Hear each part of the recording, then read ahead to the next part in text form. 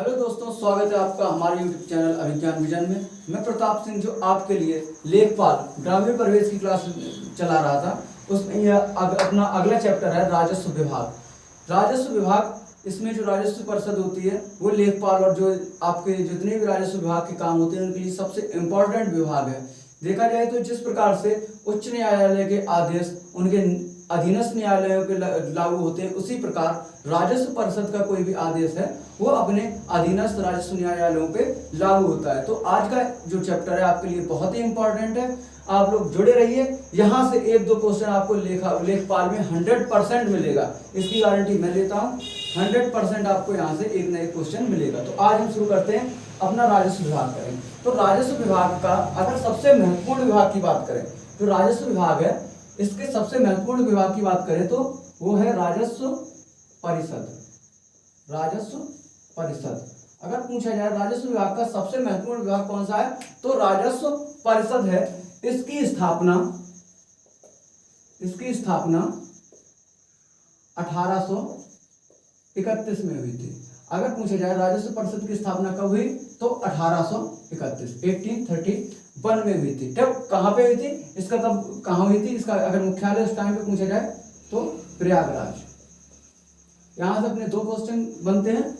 राजस्व परिषद की स्थापना कब हुई, 1831 में। इसका मुख्यालय कहाँ था, या प्रयागराज में था। ठीक है, ये इसकी स्थापना हो जाती है। इसके कार्य क्या हैं, अगर कार्य की बात करें तो इसका कार्य है अभिलेख क्रियाएं तथा सर्वेक्षण करना। राजस्व परिषद की कार्य क्या है, अभिलेख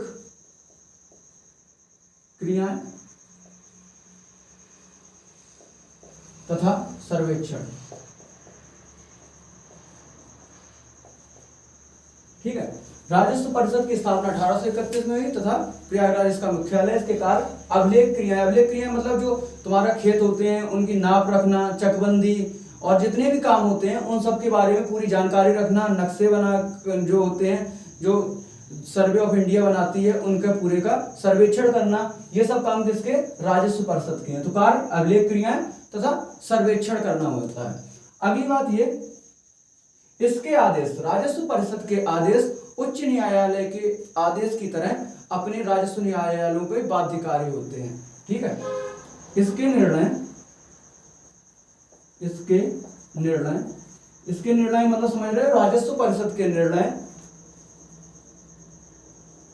उच्च न्यायालय। अब जिस प्रकार उच्च न्यायालय अगर अपने कोई निर्णय सुनाता है तो जितने भी उसके क्षेत्र में अधीनस्थ न्यायालय आते हैं उन पे वो बाध्यकारी होते हैं, उसी प्रकार इसके निर्णय उच्च न्यायालय के निर्णय की भांति अधीनस्थ, ठीक है, अधीनस्थ राजस्व न्यायालयों पर बाध्यकारी होते हैं,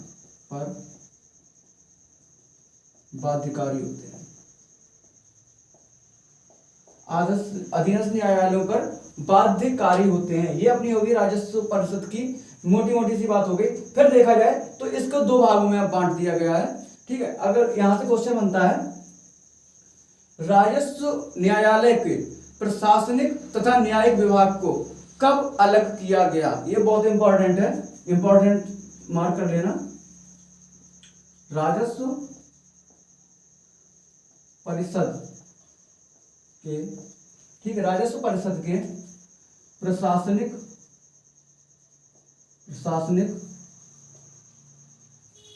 तथा न्यायिक, प्रशासनिक तथा न्यायिक विभाग को कब अलग किया गया,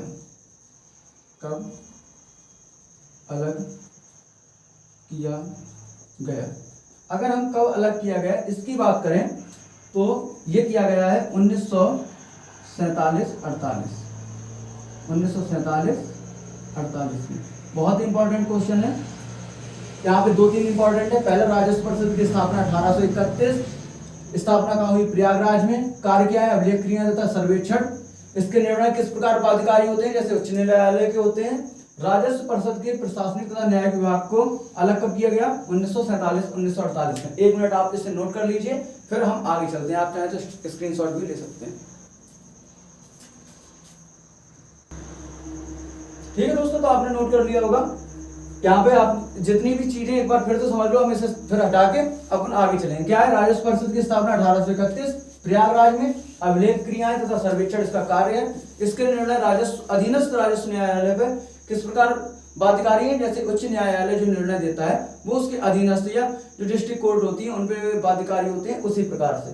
ठीक है, राजस्व परिषद से के 2 भाग हो गए हैं, एक प्रशासनिक है तथा एक न्यायिक विभाग है। इनको कब अलग किया गया? 1947-48 में। ठीक है, चलो अब आगे चलते हैं। अगर आपको हमारे वीडियो पसंद आते हैं तो जरूर से जरूर शेयर करें और सब्सक्राइब करें। आपको इस जो चैप्टर है, इस चैप्टर से 1 या 2 क्वेश्चन 100% है कि आपको एग्जाम में मिले, और जो यहाँ से क्वेश्चन बनेंगे वो इतने ज्यादा आगे टफ होने वाले हैं। जब हम अनुवाद की बात करेंगे तो बहुत ही ज्यादा इंपॉर्टेंट हो जाएंगे, तो आप लोग बस हमसे जुड़े रहिए। अब हम बात करते हैं राजस्व परिषद की संरचना। ठीक है, राजस्व परिषद की संरचना, मतलब जो राजस्व परिषद है इसका स्ट्रक्चर हम सिर्फ वो देखेंगे। स्ट्रक्चर तो बहुत बड़ा है, सिर्फ इसमें से जो अपने लिए इंपॉर्टेंट है वो देखेंगे। और तहसीलदार से लेके जो लेखपाल का जो क्रम होता है वो हम पिछले वीडियो में बता चुके हैं, आप एक बार वहां देख सकते हैं। तो राजस्व परिषद की संरचना की बात करें तो इसमें एक अध्यक्ष होता है, एक अध्यक्ष होता है। ठीक है, एक अध्यक्ष होता है। ठीक है, एक अध्यक्ष होता है, 2 प्रशासनिक सदस्य, 2 प्रशासनिक सदस्य। ठीक, एक अध्यक्ष और 2 प्रशासनिक सदस्य। इनकी संख्या कितनी है? 2 तथा 7 न्यायिक सदस्य, 7 न्यायिक सदस्य। ठीक है, क्वेश्चन पूछा जाए राजस्व परिषद में कुल कितने सदस्य होते हैं? तो एक अध्यक्ष, 2 प्रशासनिक सदस्य, 7 न्यायिक सदस्य। तो मतलब एक अध्यक्ष के साथ 9 सदस्य टोटल। प्रशासनिक पूछे तो 2, न्यायिक पूछे तो 7 और एक अध्यक्ष। 7 2 9 1 10। अगर कुल सदस्य की संख्या पूछी जाए तो 10 हो जाएगी, प्रशासनिक पूछी जाए तो 2 हो जाएगी, न्यायिक पूछे जाए तो 7, अध्यक्ष 1। ठीक है, अच्छा अब जो ये सदस्य हैं, ये जो सदस्य हैं इनकी नियुक्ति का अधिकार राज्य सरकार को होता है। क्वेश्चन यहां से पूछा जा सकता है राजस्व परिषद के सदस्य या उसके अध्यक्ष की नियुक्ति कौन करता है? तो कौन करता है? ये अध्यक्ष, ये राज्य सरकार करती है। ठीक है, राजस्व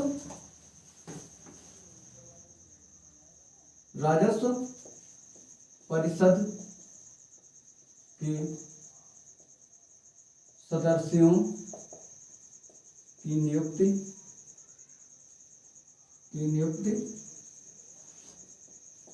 राज्य सरकार करती है।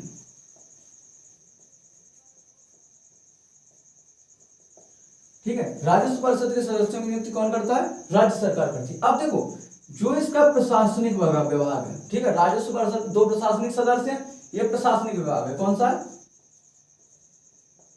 प्रशासनिक विभाग। और ये अपना है न्यायिक विभाग, न्यायिक विभाग। ठीक है, हमने बताया था 2 विभाग कब आपस में बटे थे? 1947-48 में इन्हें अलग अलग कर दिया गया था। तो क्वेश्चन पूछा जाए राजस्व परिषद के न्यायिक विभाग का मुख्यालय कहाँ है? तो इसकी बात, ये मुख्यालय जो है वो कहाँ पे है? लखनऊ में है। ये कहाँ पे है? लखनऊ में है। ठीक है, प्रशासनिक कार्यालय या प्रशासनिक विभाग कहाँ है? लखनऊ में। और अगर न्यायिक विभाग का पूछा जाए, इसका मुख्यालय पूछा जाए तो प्रयागराज। ठीक है, पहले नाम इलाहाबाद था, योगी जी ने अपना इसका नाम बदल के फिर से प्रयागराज कर दिया था, अपनी पुरानी संस्कृति पे वापस आ गए थे, प्रयागराज या इलाहाबाद। ठीक है, तो प्रशासनिक विभाग जो है उसका मुख्यालय या कार्यालय की बात की जाए, मुख्यालय या प्रशासनिक कार्यालय कहाँ पे है?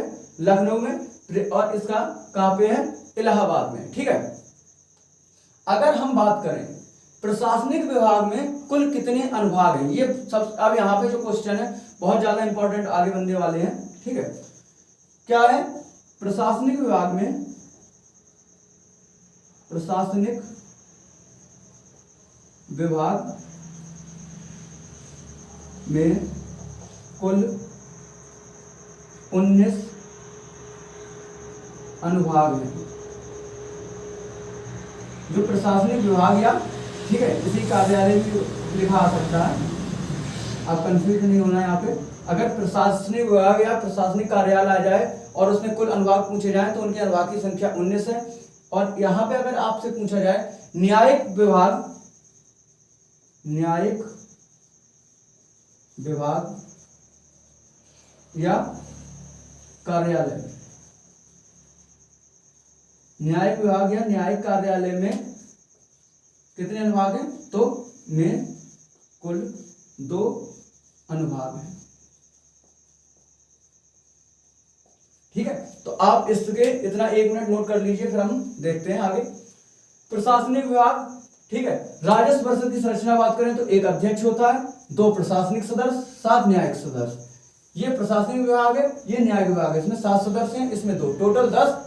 ठीक है, प्रशासनिक विभाग का मुख्यालय कहां पे स्थित है, लखनऊ में, और यहां पर कुल कितने अनुभाग हैं, 19 अनुभाग हैं। ठीक है, और न्यायिक विभाग या न्यायिक उसका देखा जाए कहां पे स्थित है, न्यायिक विभाग या न्यायिक कार्यालय कहां पे है, प्रयागराज में या इलाहाबाद में, और यहाँ पे कुल 2 अनुभाग हैं। अनुभागों की संख्या कितनी है, यहाँ पे 2 है। ठीक है, और इसका मुख्यालय प्रयागराज में, इसका लखनऊ में है, और राजस्व परिषद के सदस्यों की नियुक्ति राज्य सरकार द्वारा की जाती है। तो आप लोग इसे नोट कर लीजिए। ठीक है, बहुत ही इंपॉर्टेंट है, आपके हर एक जो लेखपाल का एग्जाम, यहाँ से क्वेश्चन 100% आपके एग्जाम में आना है।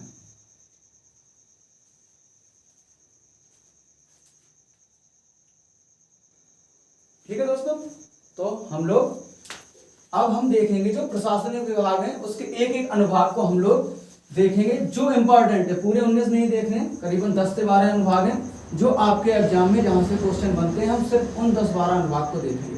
तो अनुभाग 1, आप एक तरफ अनुभाग लिखिए, दूसरी उनकी तरफ कार्य लिखिए। ठीक है, प्रशासनिक अनुभाग क्या है, प्रशासनिक अनुभाग, प्रशासनिक अनुभाग या प्रशासनिक कार्यालय अनुभाग लिखना, कार्यालय अनुभाग।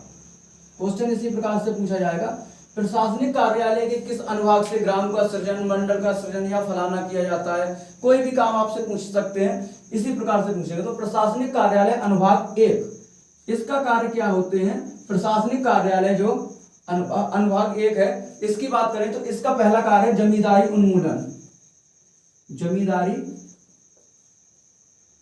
उन्मूलन। दूसरा काम है राजस्व ग्रामों का सृजन, राजस्व ग्रामों का सृजन, राजस्व ग्रामों का सृजन। ठीक है, प्रशासनिक कार्यालय अनुभाग 1 के अंतर्गत क्या होता है, जमींदारी का उन्मूलन, दूसरा राजस्व ग्रामों का सृजन, तीसरा भूमि व्यवस्था लागू करना। ठीक है, भूमि व्यवस्था लागू करना। राजस्व ग्राम मतलब जो अपने ग्राम पंचायत बनती है, जो वहां पे राजस्व मालगुजारी की जो वसूली की जाती है, उन गांवों का सृजन करना। अगर कोई नया राजस्व ग्राम बन रहा है तो आपसे ये पूछेंगे कोई नए राजस्व ग्राम को बनाने के लिए हमें किस अनुभाग से अनुमति लेनी पड़ेगी या किस अनुभाग का कार्य है राजस्व ग्राम का निर्माण करना। तो अनुभाग 1 का। जमींदारी उन्मूलन किस विभाग का काम है, तो अनुभाग 1 का। भूमि व्यवस्था लागू करना किस अनुभाग का काम है, अनुभाग 1 का। तो 1 मिनट नोट कर लीजिए।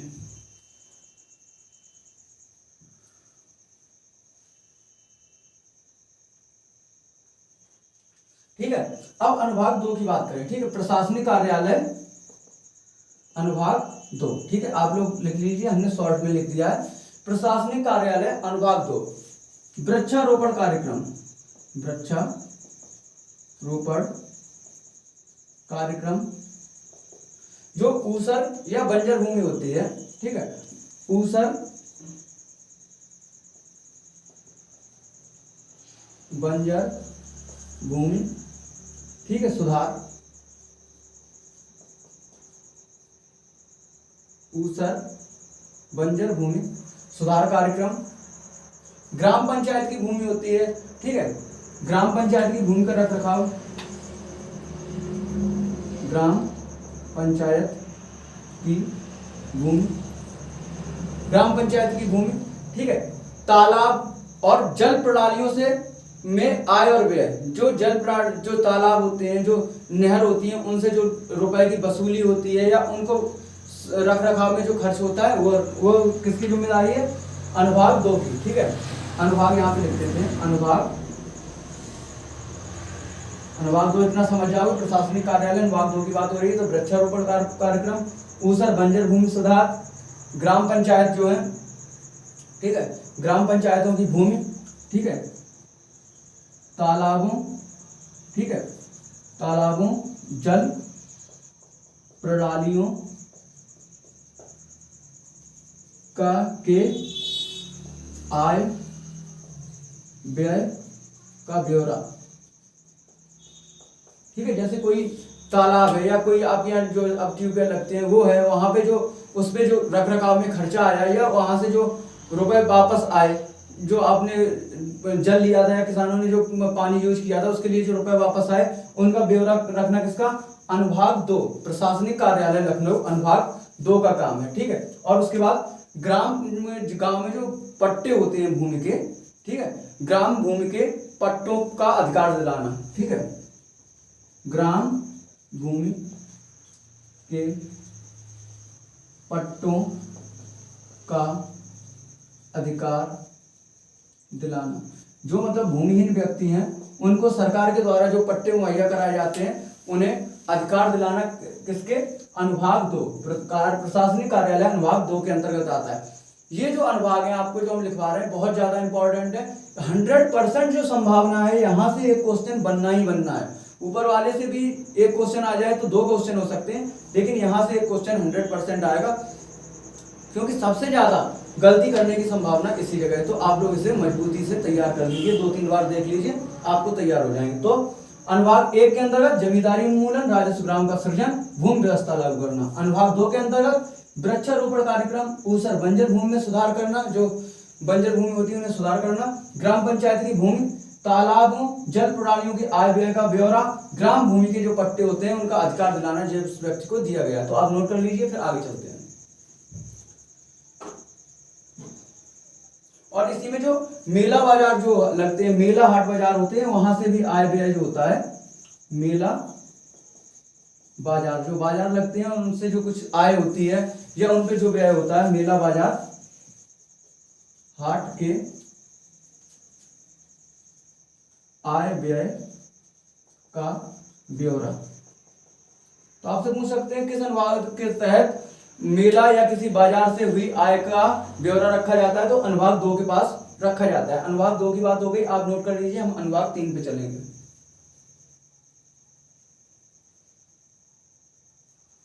ठीक है, तो यहाँ पे अनुभाग 3 पे नहीं चलना है, क्योंकि अनुभाग 3 में ऐसा कोई इंपॉर्टेंट अपने पास नहीं है। सीधे हम अनुभाग 4 की बात करेंगे, क्योंकि हमें पूरे 19 नहीं पढ़ने हैं, क्योंकि सिर्फ जो एग्जाम के लिए इंपॉर्टेंट है हम सिर्फ उनको देखेंगे। अनुभाग 4 सबसे ज्यादा इंपॉर्टेंट अगर अनुभाग कोई है जहां से क्वेश्चन बनने की सबसे ज्यादा संभावना है, इसे इंपॉर्टेंट मार्क कर लो, यही है अनुभाग 4।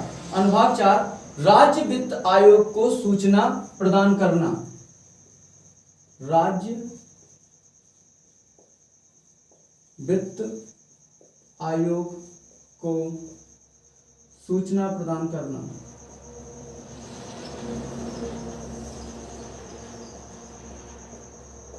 बहुत ही ज्यादा इंपॉर्टेंट है।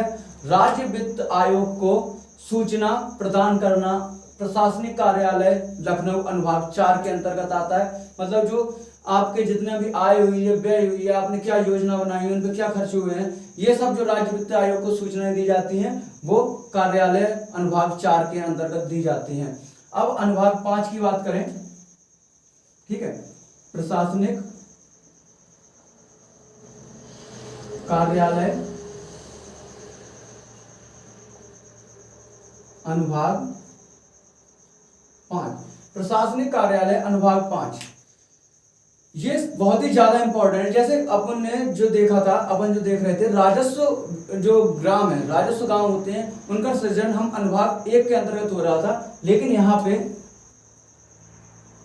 ठीक है नए मंडल, जिला या तहसील का सृजन, नए मंडल, ठीक है, तहसील का सृजन, तो बहुत ज्यादा इंपॉर्टेंट है। नए मंडल, अगर जैसे हमें कोई नया मंडल बनाना है, कोई नया जिला बनाना है, या कोई नई तहसील का निर्माण करना है, तो किसके अंतर्गत होगा? प्रशासनिक कार्यालय के अनुभाग 5 के अंतर्गत होगा। क्वेश्चन ऐसे पूछा जाएगा कि नए मंडल का निर्माण प्रशासनिक कार्यालय किस कार्यालय के अनुभाग के अंतर्गत होता है? तो अनुभाग 5 के अंतर्गत। नए जिले का निर्माण अनुभाग 5, नए तुम्हारा तहसील अगर बनानी है तो अनुभाग 5 के अंतर्गत, जो प्रशासनिक कार्यालय लखनऊ में है उसके अंतर्गत होगा। आप बार बार रटते रहिए, लखनऊ लखनऊ लखनऊ, याद हो जाएंगे सभी कार्यालय। और यहां से आपको एक क्वेश्चन जरूर से जरूर देखने को मिलेगा। दूसरा, सर्वे ऑफ इंडिया।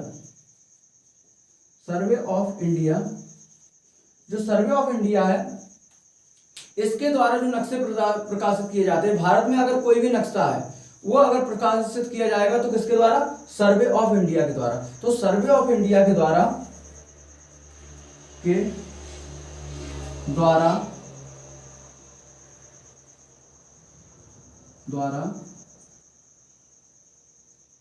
प्रकाशित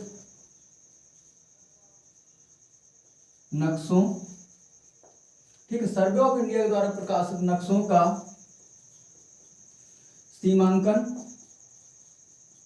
सीमांकन तथा प्रमाणीकरण, ठीक है, सीमांकन तथा प्रमाणीकरण। तो अगर क्वेश्चन पूछ ले, सर्वे ऑफ इंडिया द्वारा प्रकाशित जो नक्शे होते हैं उनका सीमांकन होता है, जो मतलब सीमा देखी जाती है, और उनका जो प्रमाणीकरण, ये नक्शे सही बने हैं या कोई दिक्कत तो नहीं है, ये किसके द्वारा किया जाता है? तो राजस्व परिषद के प्रशासनिक भाग के प्रशासनिक कार्यालय अनुभाग 5 के अंतर्गत किया जाता है। उसके बाद, ठीक है, फिजूल भूमि। जैसे गांव में आपने देखा होगा जो भूमि खाली पड़ी रहती है, या रेलवे की फिजूल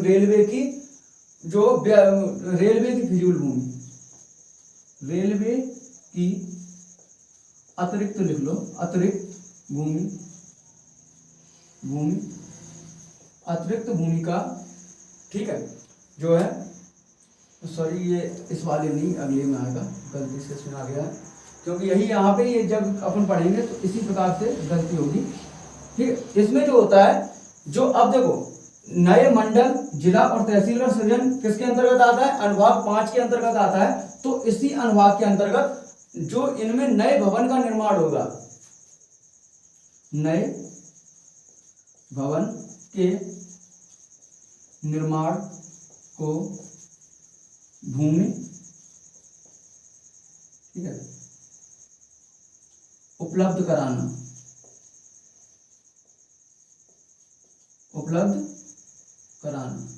ठीक है। काम क्या, अगला काम क्या है?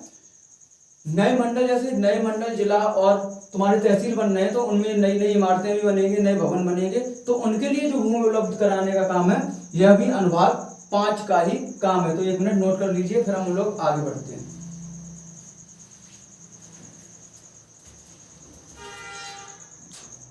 ठीक है दोस्तों, तो ये लिख लिए। अब हम देखते हैं, 5 तक अपने हो गए। जो अभी हमने रेलवे वाला था जो आपको लिखवा रहे थे, वो 6 में है, गलती से 5 में चला गया था, ठीक है, थोड़ी कंफ्यूजन हो जाती है। आप लोग बड़े ध्यान से इसे पढ़ें, 2-3 बार देखें, यहाँ से क्वेश्चन बहुत ही इंपॉर्टेंट बनेंगे, ठीक है। प्रशासनिक कार्यालय अनुभाग 6, प्रशासनिक कार्यालय अनुभाग 6, इसके अंतर्गत क्या होता है? अभी हम बता रहे थे आपको, ठीक है। फिजूल भूमि गांव या कोई क्षेत्र में जो फिजूल भूमि है उनके सरकार के अंतर्गत आती है, लेकिन व्यर्थ पड़ी है। फिजूल भूमि तथा रेलवे की अतिरिक्त, जो रेलवे होता है, रेलवे डिपार्टमेंट, रेल डिपार्टमेंट है, रेलवे की अतिरिक्त भूमि का बंदोबस्त। बंदोबस्त मतलब वहाँ या तो पेड़ लगाना या कोई किसी भी ऐसे कार्य में यूज कर लेना जो वहाँ पे सही रहे, जिससे काम को भूमि व्यर्थ ना पड़ी रहे, बंदोबस्त करना। और विस्थापितों के पुनर्वास के लिए भूमि उपलब्ध कराना, या विस्थापितों को पुनर्वास में सहायता प्रदान करना। ठीक है, ये इंपॉर्टेंट, इसे भी लिख लेना। वैसे तो इंपॉर्टेंट ही आपको लिखवाएंगे। क्वेश्चन पूछा जा सकता है, जो विस्थापित व्यक्ति, विस्थापित मतलब जिनके पास घर नहीं है या कहीं दूसरी जगह से आकर यहाँ बसे हैं, तो विस्थापितों को पुनर्वास में दोबारा से रहने के लिए जो व्यवस्था कराना है, किस अनुभाग के अंतर्गत आता है? तो प्रशासनिक कार्यालय के अनुभाग 6 के अंतर्गत आता है। रेलवे की अतिरिक्त भूमि पड़ी हुई है या कोई गांव में आसपास जो क्षेत्र है वहां पे कोई अतिरिक्त भूमि पड़ी है, उसकी व्यवस्था करना, या वहां पेड़ लगाना या कोई चीज काम करना जो वहां के व्यक्ति के हक में हो, तो ये किसके अंतर्गत आता है? अनुभाग 6 के अंतर्गत आता है। अब हम अनुभाग 8 देखेंगे सीधे, ठीक है, 7 की कोई जरूरत नहीं है। प्रशासनिक अनुभाग, ठीक है, प्रशासनिक कार्यालय अनुभाग है ये, नंबर 8। चकबंदी संबंधित कार्य करना बहुत ज्यादा इंपॉर्टेंट है, लेकिन इसे इंपॉर्टेंट कर लेना। क्वेश्चन पूछा जाएगा, चकबंदी संबंधित कार्य किस अनुच्छेद के अंतर्गत, किस अनुभाग के अंतर्गत किए जाते हैं? तो अनुभाग 8। तो